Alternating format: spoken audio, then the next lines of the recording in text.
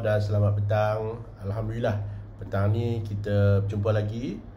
Dan petang ni dalam bedah buku baru, saya nak berbincang sebuah lagi buku yang saya pilih yang bertajuk Creative Schools. Buku ini telah ditulis oleh Sir Ken Robinson. Beliau adalah seorang yang warga negara British. Baik, buku ini sebenarnya bukanlah buku baru sebab dia telah ditulis pada tahun 2015, telah diulang cetak beberapa kali, dan buku ini dianggap sebagai satu idea baru dalam melihat semula reformasi pendidikan dunia global. Dan buku ini telah mendapat jualan yang begitu baik, dan banyak negara yang telah mula melihat idea-idea yang telah dibentangkan dalam buku ini untuk mempertingkatkan kualiti pendidikan di negara masing-masing. So buku ini memang satu buku yang pada saya cukup baik, dan dalam senarai buku-buku yang saya ada, ini antara buku yang berada dalam kategori top 10 buku yang mesti dibaca oleh ahli-ahli pendidikan, terutamanya apabila kita bercakap soal pendidikan era baru, era 4IR. Baik, buku ini setebal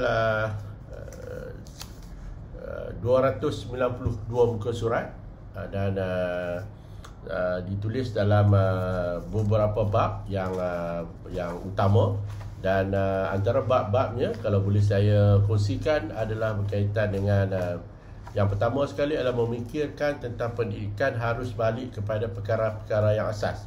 Itu yang pertama yang saya rasa mungkin kita dah lama tinggalkan pemikiran-pemikiran ini. Kita anggap kita semakin maju, sistem pendidikan kita semakin maju, tapi apa yang kita lakukan adalah kita membawa anak-anak kita, anak-anak sekolah kita menjadi orang yang sentiasa dalam keadaan tertekan, tidak gembira di sekolah, selalu diberikan tekanan-tekanan yang menyebabkan mereka menjadi insan yang tidak bahagia. So ini yang cuba dibawa oleh Ken Robinson di dalam bab pertama buku ini, chapter 1, yang bertajuk Back to Basics. Maksud dia, sepatutnya sekolah itu menjadi tempat yang menggembirakan pelajar-pelajar.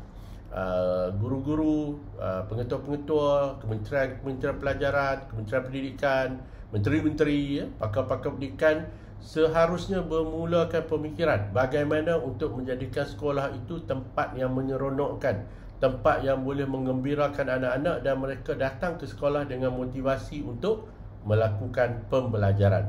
So ada 10 bab dalam buku ini. Antaranya bab berkaitan dengan kembali semula kepada basic pendidikan kita, perkara-perkara asas yang perlu ada dalam individu. Kemudian juga bercakap soal membuka pemikiran kepada bentuk sekolah yang lebih baru, yang lebih terkini, yang lebih memenuhi keperluan pelajar.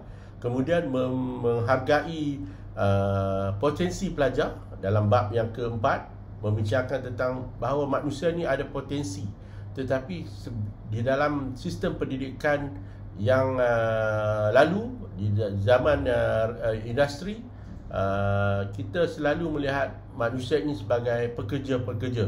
Tapi dalam buku ini kita kembali kepada melihat manusia itu sebagai insan yang berpotensi, yang mempunyai pelbagai bakat dan kebolehan. Dan menarik buku ini juga adalah berkaitan dengan ujian, testing. Dalam bab yang ke-7 membincangkan tentang ujian. Sebenarnya apa yang kita nak uji? Adakah kita nak bagi pelajar itu sebanyak mungkin A dan kita katakan pendidikan kita cemerlang, ataupun sebenarnya kita menyediakan pendidikan yang boleh memberikan manfaat, mencungkil potensi, dan pelajar itu tahu yang A yang dia dapat atau B yang dia dapat itu sebenarnya adalah kebolehan dia. Jadi menarik buku ini.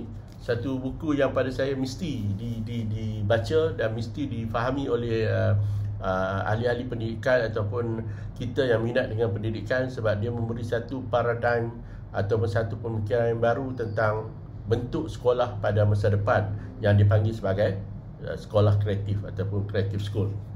Dan buku ni harganya RM89.95. Boleh didapati di banyak toko buku. Di MPH pun ada, di Kinokuniya pun ada, di Popular pun ada. Dan pada yang minat tentang pendidikan, yang ingin melihat bahawa sistem pendidikan kita patut melakukan reformasi, menggerakkan sekolah-sekolah kita daripada sekolah untuk tujuan memenuhi kehendak-kehendak industri kepada sekolah yang dapat mengembangkan bakat, potensi, kebolehan individu, ya, saya rasa buku ni mesti dibaca dan mesti telaah. Dan kalau ada yang berminat untuk berbincang tentang implikasi yang ditulis oleh Ken Robinson, kita boleh berbincang di Maya. Dan pastinya buku ini adalah salah satu buku yang saya fikir boleh menjadi buku rujukan kepada penggubal-penggubal pendidikan negara. So